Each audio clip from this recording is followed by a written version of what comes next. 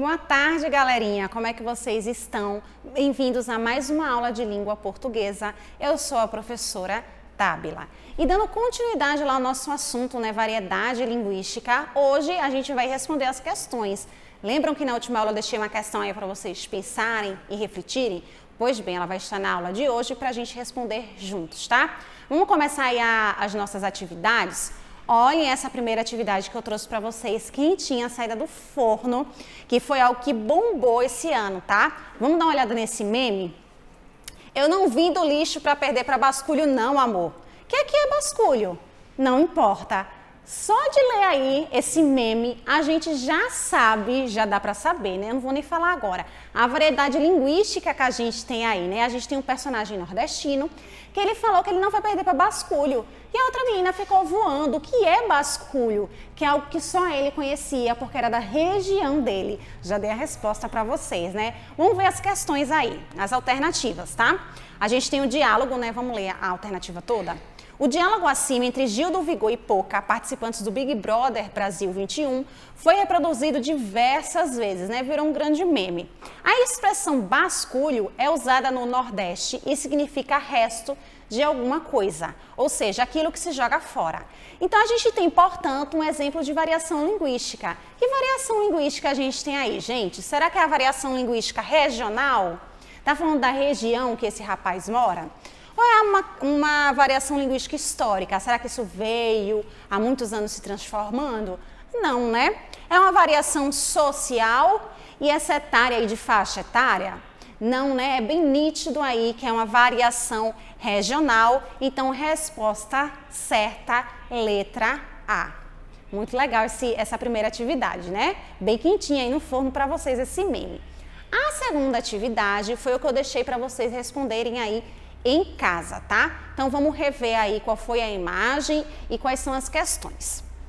A gente vê aí, vamos observar novamente, um senhor, né, encostado aí numa cerca, tá com um chapéuzinho lá dele, com um negocinho ali no dente para catucar o dente, né, como diz a história, com uma faquinha na mão, muito despreocupado da vida, ele fala: quando é hora de comer, nós come, quando é hora de beber, nós bebe, quando é hora de dormir, nós dorme, né? Quando é hora de amar, nós ama. Quando é hora de trabalhar, aí nós fica no Facebook.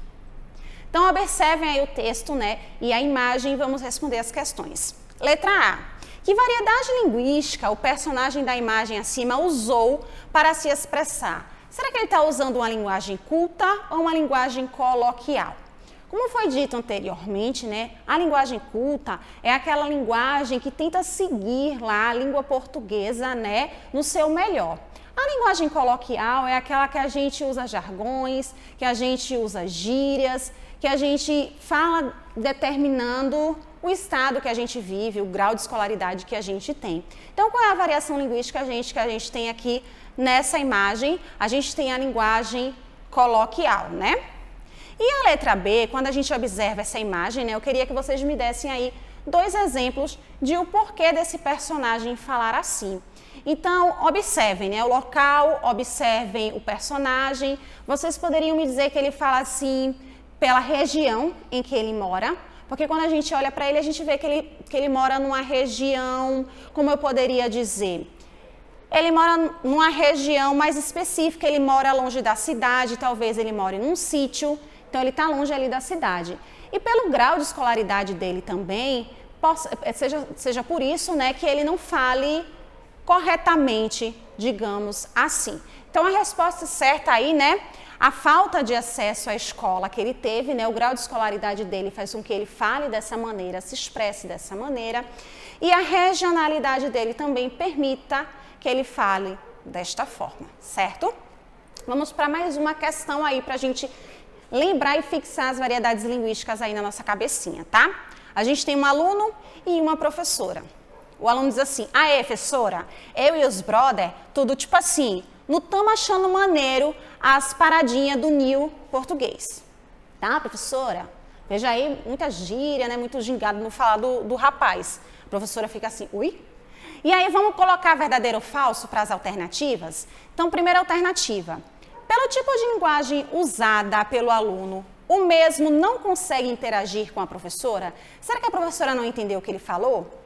Ela entendeu, né? Apesar dele ter usado muitas expressões aí que a professora provavelmente não usaria, houve aí uma troca de mensagens. A professora entendeu o que ele estava perguntando, tá? Então, essa alternativa aí a gente colocaria, pelo tipo de linguagem usada pelo aluno, o mesmo não consegue interagir. Então, primeiro aí, falso, né? Ele consegue sim interagir com a professora, apesar de estar usando uma linguagem coloquial, tá? Próxima, evidenciamos o uso formal da linguagem, visto que os sujeitos são aluno e professor. Existe uma linguagem formal aí, gente? O aluno está usando o melhor do que ele conhece da língua portuguesa? Não, né? Ele está usando várias gírias, ele tem um jeitinho dele ali de falar, então não é uma linguagem formal. Então aqui também seria falso, né? Vamos para a próxima. Expressões como maneiro, tamo, aê, devem ser banidos da língua portuguesa em qualquer situação? Não, né, gente? Em qualquer situação, não. Eu não posso usar esses tipos de expressões quando for para falar com o diretor da minha escola, quando eu vou fazer uma redação, quando eu vou escrever uma carta para alguém especial, alguém importante. Eu não uso esse tipo de expressão, mas em conversas com os colegas, né, dentro de casa, com primos, eu posso usar esse tipo de expressão. Então, ela não precisa ser banida da língua portuguesa, tá? Então, falso aí, novamente. Será que só vai dar falso, gente? Vamos ver o próximo. A fala do aluno evidencia o uso coloquial da linguagem, especificamente a gíria, motivado por diversos fatores. Verdadeiro, né? Ele está numa linguagem aí coloquial, né? Uma linguagem informal, e existem diversos fatores para esse aluno falar dessa maneira, então essa aí é verdadeira. E a última aí, não há nenhum tipo de problema com a linguagem usada por aluno, podendo ser utilizada também em trabalhos escolares e requerimentos. Será que num trabalho escolar esse aluno pode escrever assim? Não, né? O trabalho escolar é uma coisa formal, é uma coisa que vai ser avaliada, que vai valer nota para aquele aluno. Então, ele não pode falar assim num trabalho escolar, tá? Existem situações em que ele pode usar e situações em que ele não deve usar. Então, essa última aí também é falsa. Então, como é que fica nosso gabarito? Falso, falso, falso, verdadeiro, falso. Vamos aí para a quarta questão. Então, relembrando, né? Tá, vamos ler o texto e julgar as afirmações novamente entre verdadeira e falsa. A gente tem aí a palavra e aí, doideira, cadê a parada lá? Então, vamos avaliar aí essas três expressões. As gírias, elas são expressões que marcam a língua coloquial, ou seja, é uma variante mais espontânea, utilizada nas relações informais entre falantes. Verdadeiríssimo, né, gente? É uma linguagem que ela pode variar, é uma linguagem informal, né? E coloquial. Então, verdadeiro aí essa alternativa. O emprego intensivo de gírias, quando a gente usa muito as gírias entre os falantes, faz com que a variedade linguística se propague rapidamente. Então, se eu tenho 5 coleguinhas falando gíria, gíria, gíria todo dia, os demais passam a falar também, né? Então, essa alternativa também é verdadeira. Próxima. O autor do texto expõe sobre um processo linguístico que sofre influência de inúmeros fatores, entre ele a relação entre falantes e ouvintes. Prestem atenção, quando eu falo essas palavras aí, há uma relação entre falante e ouvinte. Mesmo que eu não use a gíria, eu vou entender. Se você falar assim, e aí, professora? Eu vou entender o que você está falando. Você está dizendo assim, oi, professora, talvez um boa tarde, professora. Eu vou entender. Então, há uma relação aí entre quem fala e quem ouve, tá? Então, é verdadeira. Doideira e parada são expressões resultantes de variação linguística empregadas entre falantes, marcadas por uma época e grupo social de que fazem parte. Verdade, né? Essas gírias aí é marcada por um grupo de pessoas e por uma época, né? Vai ter um tempo aí que o doideira, cadê aquela parada lá, vai deixar de usar para ter novas gírias aí tomando o local dela. Vamos lá agora para o gabarito, né? Tudo verdadeiro. Vamos lá agora para a quinta questão, tá? Nessa quinta questão, eu estou dando para vocês situações. Vocês vão me dizer se nessas situações eu posso usar a linguagem formal ou a linguagem coloquial. Vamos observar as situações? Se você está falando sobre, se alguém, né, está falando sobre política num canal de televisão, será que essa pessoa pode usar a linguagem formal? Será que ela deve usar a linguagem formal? Se ela está na televisão, se ela está falando sobre política, que é um assunto sério, então ela deve falar a linguagem formal, né? A linguagem padrão da língua portuguesa, até porque vai atingir um público enorme ali, né? Segunda situação, em uma pequena mensagem de celular para um amigo próximo, mandando um WhatsApp aí para um amigo, é necessário eu usar a linguagem padrão?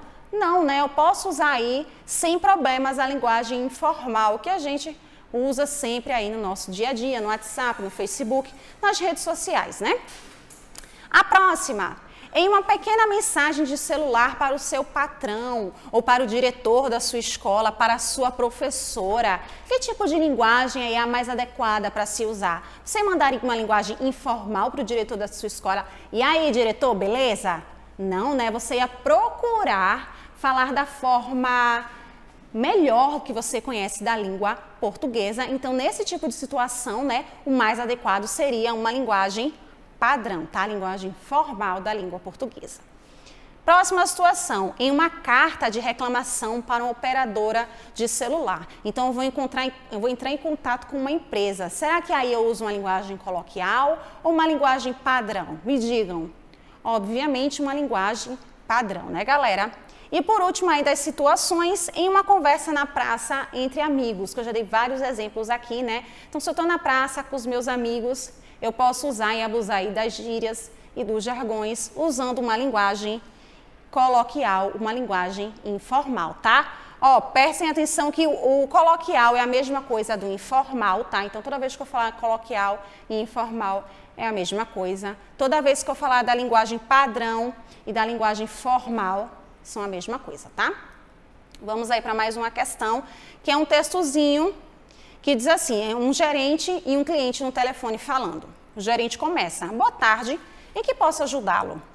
Estou interessado em financiamento para a compra de veículo. Nós dispomos de várias modalidades de crédito. O senhor é nosso cliente? Sou Júlio César Fontoura, também sou funcionário do banco. Julinho, é você, cara? Aqui é a Helena. Você está em Brasília? Pensei que você ainda estivesse na agência de Uberlândia. Passa aqui para a gente conversar com calma. Perceberam aí como a gerente, ela mudou a linguagem dela quando ela soube que ela estava falando com um conhecido dela? Ela começa o texto ali bem formal e quando ela descobre que ela está falando com um conhecido, ela muda a linguagem dela, né? Então, questões. Eu praticamente dei a resposta, né? Na representação escrita da conversa telefônica, né, entre o gerente do banco e o cliente, observa-se que a maneira de falar da gerente foi alterada de repente. Então, ela alterou aí a fala dela, por quê? A adequação de sua fala à conversa com um amigo, caracterizada pela informalidade, então ela mudou ali a forma dela falar porque ela estava conversando com um amigo. Letra B, a iniciativa do cliente em se apresentar como funcionário do banco. Será que se ela não me conhecesse, eu fosse funcionária do banco, eu ligasse para ela só por dizer que eu sou funcionária não, cliente, né? Só por dizer que eu sou cliente do banco, ela ia mudar a forma dela falar comigo? Não, né? Ela ia continuar falando formalmente. Letra C, ao fato de ambos terem nascido em Uberlândia, será que porque todo mundo é pernambucano, e aí eu tô falando lá com o gerente do banco, ele vai falar assim informalmente comigo? Também não, né? A intimidade forçada pelo cliente ao fornecer, quase não sai, seu nome completo, não, né? E não foi uma intimidade forçada. O gerente perguntou, ele respondeu normalmente. Então, também não é essa a questão. Letra E, ao seu interesse profissional em financiar o veículo de Júlio, também nada a ver, né? Então, a alternativa correta aí, letra A, né? A intimidade que ela tinha aí com o cliente que era amigo dela. E essa aqui, vamos observar o texto, essa aqui que marcou muito lá a nossa primeira aula, né, que é a palavrinha vossa mercê, vós mercê, você, o se e ainda o VC, tá? Então, vamos lá. Esse pronome, o você, ele sofreu uma variação através do tempo, né, a qual os linguistas chamam de variação diacrônica. É isso. Ela sofreu aí durante o longo dos anos. Então, essa alternativa, a primeira alternativa, correta, né? Vamos para a segunda. Esse tipo de fenômeno é raro na língua portuguesa. Dificilmente uma palavra ou expressão sofre influência do tempo, como aconteceu com esse pronome. Será que é difícil uma palavra mudar com o tempo? Não, né? Próxima. A forma você é a representante da língua culta atual. Já as variações você e ser são típicas da rede social, né? Das redes sociais, não deveriam ser aceitas pelos brasileiros, tendo em vista empobrecer nossa língua. Será que se eu uso o VC e o C nas redes sociais ali, isso empobrece a nossa língua portuguesa? Essa questão é verdadeira ou falsa? E aqui a quarta, fenômenos como esse provam que as línguas não são estáticas, né? Ou seja, que elas mudam, né? Mas sim sofrem variações provocadas por diversos fatores externos, né? Como o tempo, a geografia, a escola, né? O escolar, o social e etc. Então, vamos aí para o gabarito? Letra... Eu não coloquei as questões. Então, vamos aí para o gabarito. Vou voltar. Então, vamos aí para o gabarito. O que é que está certo, o que é verdadeiro, o que é falso? Então, primeiro aí, né? Verdadeiro. Segundo, também verdadeiro. Nosso terceiro aí, falso. E nosso quarto, verdadeiro. E agora, para finalizar... Não, para finalizar nada. E agora, a nossa oitava questão. Vamos ler o texto Vício na Fala. E agora a nossa oitava questão, tá? Vamos observar esse texto de Oswald de Andrade. Para dizerem milho, dizem mil. Para melhor, dizem mió. Para pior, pior. Para telha, dizem teia. Para telhado, dizem telhado. E vão fazendo telhados. Então, nesse texto aí, as variações presentes no poema acima evidenciam que tipo de característica da língua. Então, quando ele diz que as pessoas, em vez de dizer melhor, aliás, em vez de dizer milho, dizem mió, e mil, né? Poxa. Então, vejam só. Letra A. Vou começar tudo de novo, tá? Terminei o texto, edita. As variações presentes no poema acima evidenciam que tipo de característica da língua? É uma variação regional? Será que isso determina a região que essa pessoa mora? É o uso da norma culta ou padrão? Será que eu tenho aqui o português no melhor do que ele saberia? Não, né? O uso de marca de opinião, ele está dando opinião aí? Também não, né? E a variedade do português de Portugal? Nada a ver, né? Então, gabarito aí da nossa questão, letra A, ele está se referindo aí à variação regional, tá? Vamos observar mais esta questão. Observem aí, nosso querido colega, que ele diz assim, ó, a preguiça é a mãe de todos os vícios, mas uma mãe é uma mãe e é preciso respeitá-la. Pronto. No texto acima, a gente percebe, né, quanto ao uso da língua, o uso de quê? Letra A, de uma variante padrão da língua. Será que ele está usando ali a linguagem padrão? Vamos observar. Será que tem uma variante coloquial? É uma variante regional, social ou geográfica? Observem a fala. A preguiça é a mãe de todos os vícios, mas uma mãe é uma mãe e é preciso respeitá-la e pronto. Então, ele está falando aí, gente, de uma forma, uma linguagem formal, né? Então, ele está fazendo aí, letra A, uma variante padrão da língua. Ele não usou de gírias, ele não usou de recursos geográficos. Então, gabarito aí, letra A. Então, eu termino aqui essa aula com vocês, relembrando as figuras... Que figuras de linguagem? Gabarito aí, letra A. Então, eu termino aí essa aula com vocês, tá? Relembrando aí as variedades linguísticas, né? Que é sensacional. Eu amo esse conteúdo. Espero que vocês tenham gostado. E a gente se vê numa próxima aula. Até lá!